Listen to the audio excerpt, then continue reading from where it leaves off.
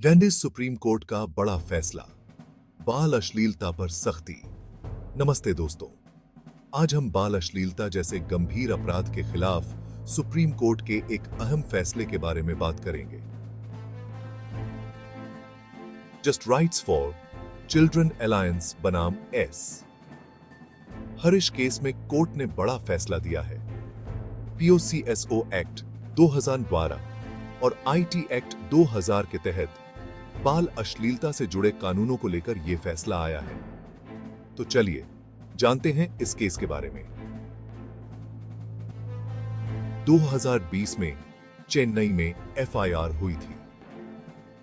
राष्ट्रीय अपराध record bureau की रिपोर्ट के आधार पर एस हरीश पर बाल अश्लील सामग्री डाउनलोड करने का आरोप लगा।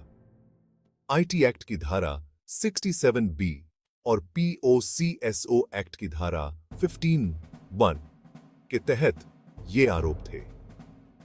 मद्रास हाई कोर्ट ने इन आरोपों को खारिज कर दिया।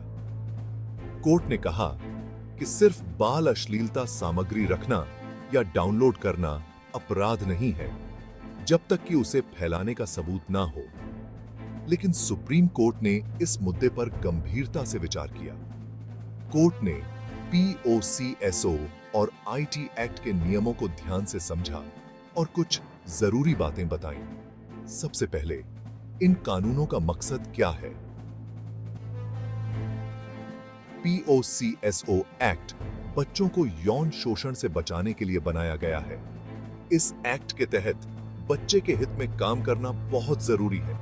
दूसरा, पीओसीएसओ की धारा 15(8) इस धारा में साफ लिखा है कि बाल अश्लीलता डाउनलोड करना या रखना भी अपराध है। हाई कोर्ट ने इस धारा को नहीं देखा, जो एक बड़ी गलती थी। तीसरा, दोषी मानसिकता। पीओसीएसओ की धारा 30 के तहत माना जाता है कि आरोपी की मानसिकता दोषी है। यह साबित करना आरोपी की जिम्मेदारी है कि उसकी ऐसी कोई मानसिकता नहीं थी।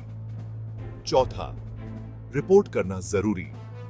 कोर्ट ने पीओसीएसओ की धारा 19 और 20 के तहत रिपोर्ट करने की अहमियत बताई। इसके तहत हर व्यक्ति और संस्था को बाल यौन शोषण की जानकारी होने पर रिपोर्ट करना जरूरी है।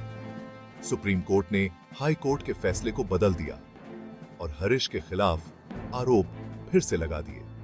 कोर्ट ने कहा कि पीओसीएसओ और आईटी एक्ट के तहत इस केस को आगे बढ़ाया जाए। इस फैसले से बाल अश्लीलता के खिलाफ सख्त कार्रवाई और बच्चों के हक की हिफाजत की जरूरत सामने आई। सुप्रीम कोर्ट ने स्कूलों, मीडिया और सरकार को भी कुछ निर्देश दिए हैं, जैसे विशेष किशोर पुलिस यूनिट बनाना और रिपोर्टिंग अनिवार्य करना। इस फैसले से पता चलता है कि कोर्ट बच्चों के हक की रक्षा के लिए कितनी गंभीर है और अपराधियों को सजा दिलाने के लिए प्रतिबद्ध है। ये फैसला बाल संरक्षण के कानूनी ढांचे को मजबूत करता है और बाल यौन शोषण के खिलाफ जल्दी रिपोर्ट करने और कार्रवाई करने की अहमियत को सामने लाता है। धन्यवाद। अगर ये वीडियो अच्छा लगा तो लाइक, शेयर और सब्सक्राइब जरूर करें।